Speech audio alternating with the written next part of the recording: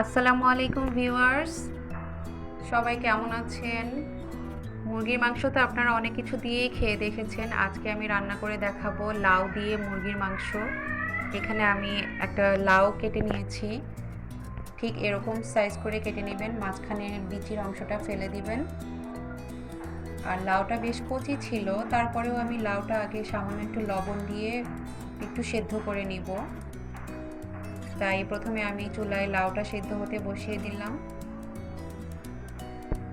এবার আমি লাউটাকে একটা ঢাকনা দিয়ে ঢেকে দিব।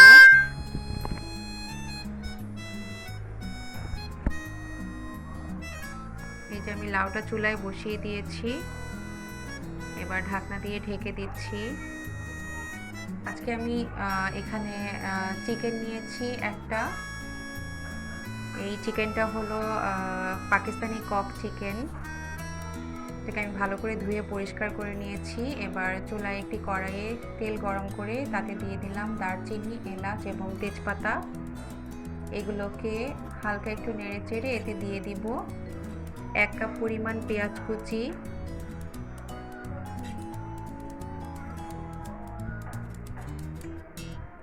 পেঁয়াজ কুচিটা দিয়ে খুব ভালোভাবে নেড়ে চেড়ে নিচ্ছি। পেঁয়াজটাকে আমি গোল্ডেন ব্রাউন হয়ে আসা পর্যন্ত ভেজে নিব। দিয়ে দিচ্ছি 1/2 চা চামচ লবণ। পেঁয়াজ ভাজার সময় যদি একটু লবণ ব্যবহার করেন তাহলে পেঁয়াজটা খুব তাড়াতাড়ি ভাজা হয়ে যায়, খুব অল্প সময়ের মাঝে নরম হয়ে আসে। এই তো আমার পেঁয়াজটা গোল্ডেন ব্রাউন হয়ে গিয়েছে। এখন আমি এখানে মশলাগুলো অ্যাড করব। দিয়ে দিচ্ছি 1 চা চামচ আদা বাটা, 1 চা চামচ রসুন বাটা,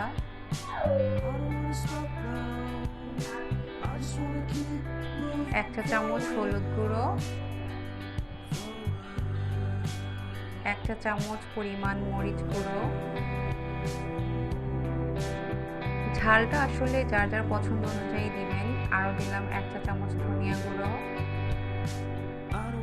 আর দিয়ে দিচ্ছি 1 চা চামচ ভাজা জিরের গুঁড়ো। এবার আমি মশলাটাকে সুন্দর করে কষিয়ে নেব। মশলাটাকে কষানোর জন্য আমি এখানে সামান্য পানি ব্যবহার করছি। পানিটা দিয়ে আমি মশলাটা খুব সুন্দর করে কষিয়ে নিব, উপরে তেলটা উঠে আসা পর্যন্ত কষাবো।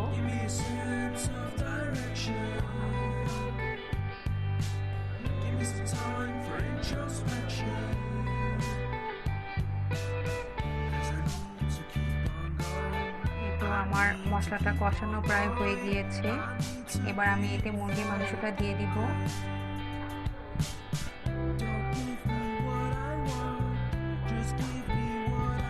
যারা সবজি খেতে পছন্দ করেন না তারা যদি মুরগির মাংসের সাথে এভাবে সবজি রান্না করে দেখেন, খুবই টেস্টি হবে। সবজিও খাওয়া হবে, মাংসও খাওয়া হবে।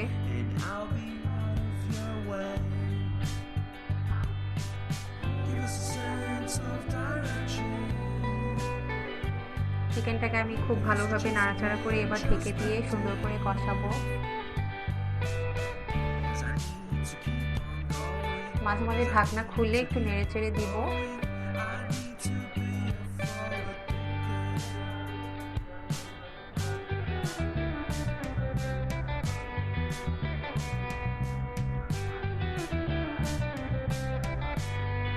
আমি আজকে এখানে পাকিস্তানি কক মুরগিটা ব্যবহার করছি। আপনারা এটা ব্রয়লার চিকেন অথবা দেশি মুরগি দিয়েও রান্না করতে পারেন। চাইলে আপনি এটা গরুর মাংস দিয়েও ট্রাই করতে পারেন, সেক্ষেত্রেও খুব মজার হয়। আরেকবার ঢেকে দিলাম। এখানে আমি সামান্য একটু গরম পানি ব্যবহার করেছিলাম মাংসটাকে সেদ্ধ করে নেওয়ার জন্য।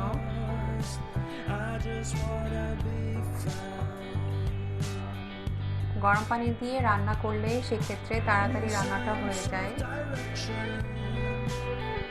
আর মাংস বেশ খুব দ্রুত সেদ্ধ হয়ে যায়। তো আমার মাংসটা প্রায় সেদ্ধ হয়ে আসছে। এখন আমি এখানে সেই লাউটা দিয়ে দেব। লাউগুলো দিয়ে আমি আরও কিছুক্ষণ রান্না করে নেব।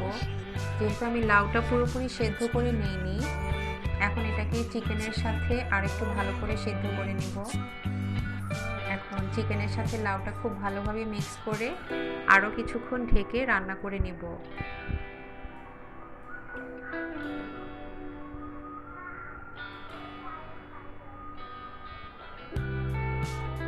তো আমার মাংস আর লাউ একসাথে রান্না হয়ে যাচ্ছে।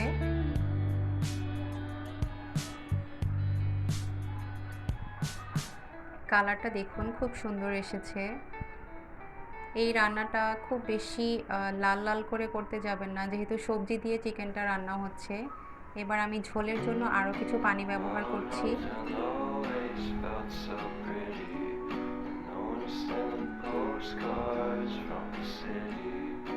পানিটা দেওয়ার পরে আমি আরও কিছুক্ষণ রান্না করে নিব। যেহেতু সবজি দিয়ে চিকেনটা রান্না হচ্ছে, সেক্ষেত্রে এখানে খুব বেশি মরিচ বা খুব বেশি মশলার ব্যবহার করতে যাবেন না। রান্নার শেষ পর্যায়ে দিয়ে দিচ্ছি সামান্য গরম মশলার গুঁড়ো। এই গরম মশলাটা আমার ঘরে তৈরি করা।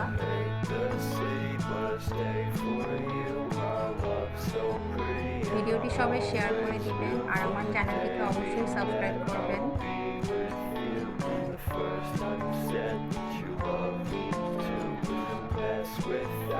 রেসিপিটি ভালো লাগলে অবশ্যই কমেন্ট করে জানাবেন। সবাই ভালো থাকবেন। Thanks for watching. আল্লাহ হাফেজ।